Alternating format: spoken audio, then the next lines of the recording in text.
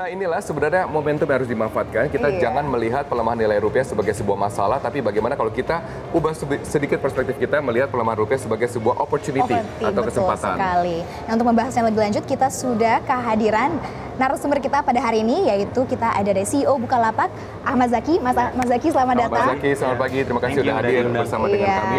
Dan juga hadir bersama dengan kita juga ya, melalui sambungan telepon. Tapi karena baru pulang dari Seoul, Korea Selatan adalah Pak Triawan Munaf, Kepala Badan Ekonomi Kreatif Indonesia. Selamat pagi Pak Triawan. Selamat pagi Pak. Selamat pagi, selamat pagi. Selamat pagi Pak Triawan. Saya akan ke Pak Triawan terlebih dahulu ya. Pak Triawan, Anda setuju tidak ya kalau sebenarnya kita harus mengubah perspektif kita bahwa pelemahan nilai tukar rupiah terhadap dolar adalah sebuah opportunity atau kesempatan? Ya, saya sangat setuju lah sekali. Memang trade balance kita sekarang jadi minus ya. Nah, ini yang apa namanya harus kita beri pemahaman kepada publik, kepada masyarakat bahwa janganlah kita merasa semuanya serba mahal. Yang serba mahal itu yang beli dari luar negeri gitu kan. Tapi kalau yang di dalam negeri malah mungkin karena mereka banyak sekali mengekspor keluar, sehingga mereka mungkin bisa memberikan harga yang lebih kompetitif di Indonesia. Konsumlah itu gitu. Belilah produk-produk kita sendiri yang kualitasnya Mas Ahmad Zaki sudah tahu, kualitasnya semakin baik gitu. Itu yang paling diutamakan ya. Jadi kita replace keinginan kita untuk membeli produk-produk luar negeri ke produk-produk dalam negeri yang kualitasnya semakin baik dan semakin menyebar di mana-mana. Sementara itu dulu tuh. Oke.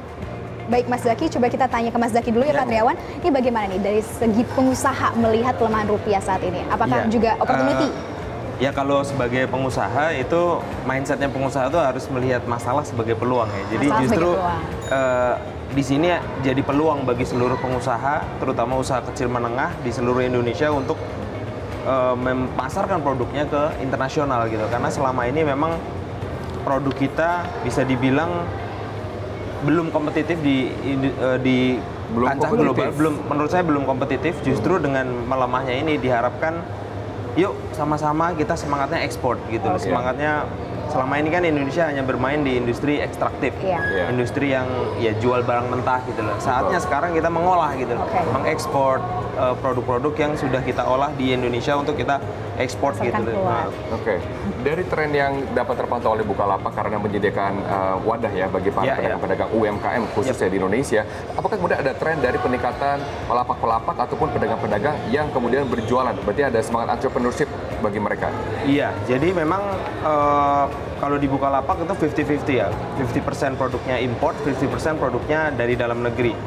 Nah, dengan penaiknya menguatnya dolar seperti ini, itu produk-produk lokal jauh lebih kompetitif sekarang ini gitu pergerakannya gitu loh. Dan ini harus dilanjutkan tren, tidak hanya konsumsi di dalam negeri seperti yang dibilang Pak Triawan tadi, tapi juga kalau bisa ekspor gitu loh. Nah, selama ini menurut saya kita sangat kurang dalam semangat untuk ekspor. Ekspor kita kalau kita bedah ya tadi memang ada batik, tapi porsinya kan sangat kecil dibandingin dengan misalkan ekspor batu bara, ekspor barang tambang, migas yang size-nya sangat besar gitu loh. Bisa nggak sih ke depan kita bisa ekspor semacam iPhone atau produk-produk yang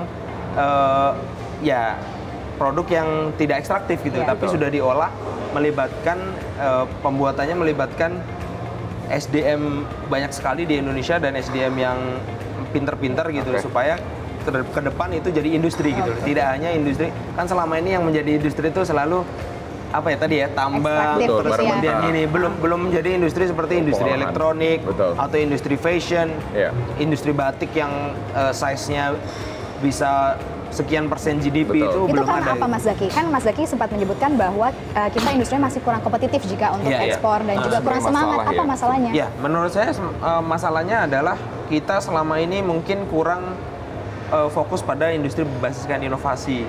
Jadi selama ini kan mungkin sangat ekstraktif ya, barang mentah diekspor seperti itu gitu loh. Pemerintah mesti mendorong masyarakat atau pelaku usaha untuk kompetisi dengan berbasiskan inovasi. Pemerintah mesti invest di SDM, universitas-universitas dibanyakin. Terus kemudian mungkin budget riset juga perlu dibanyakin. Budget riset dari pemerintah bantu supaya juga ya.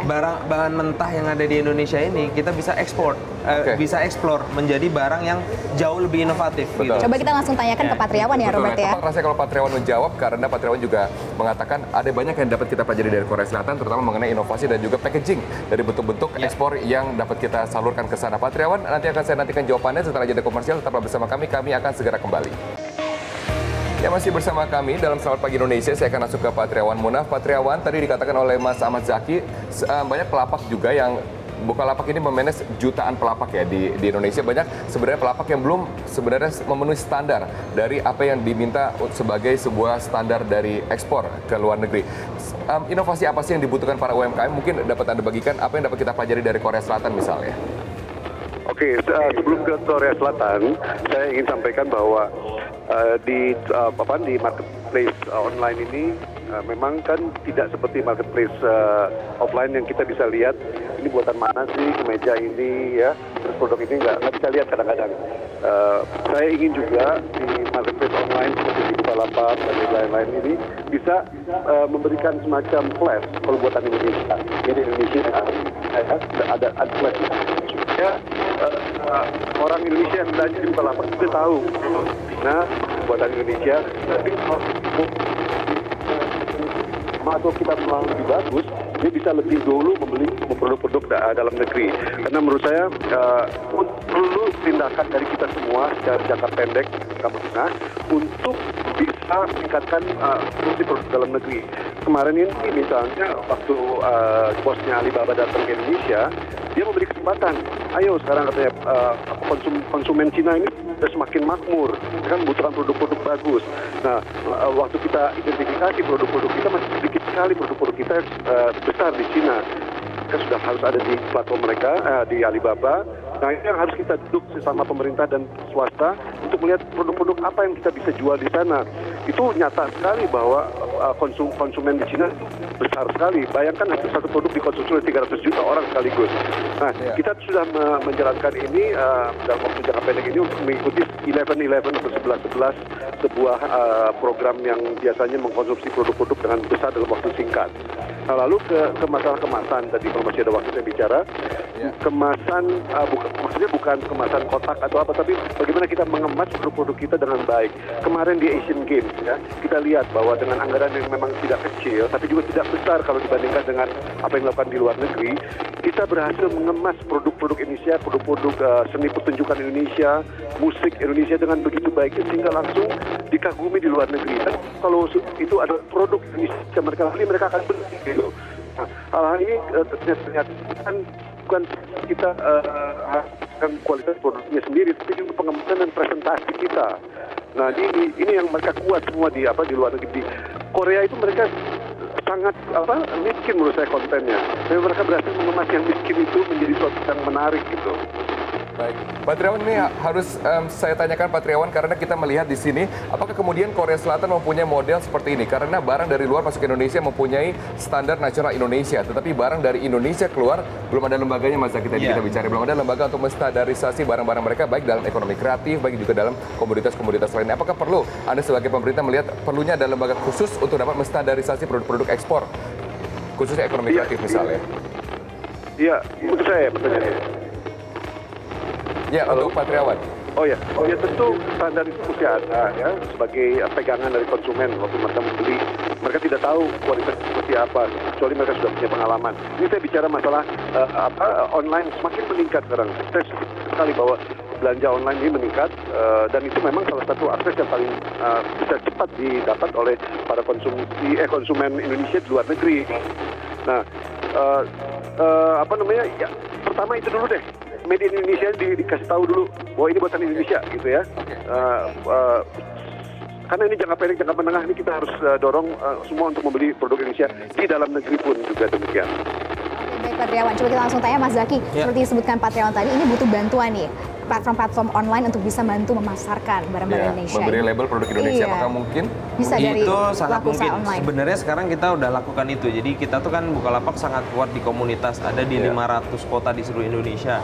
Yang kita edukasi sebenarnya adalah tanggung jawab kita adalah mengedukasi terutama produsen-produsen lokal untuk ayo menjadi kompetitif gitu loh. Gimana caranya jualannya lebih banyak, kita juga promote di platform kita. Sebenarnya itu sudah kita lakukan, tapi memang seperti yang dibilang Pak Triawan tadi, sangat sulit mendeteksi apakah dari sisi kan produknya sekitar kita ada 75 juta ya produk di platform ya.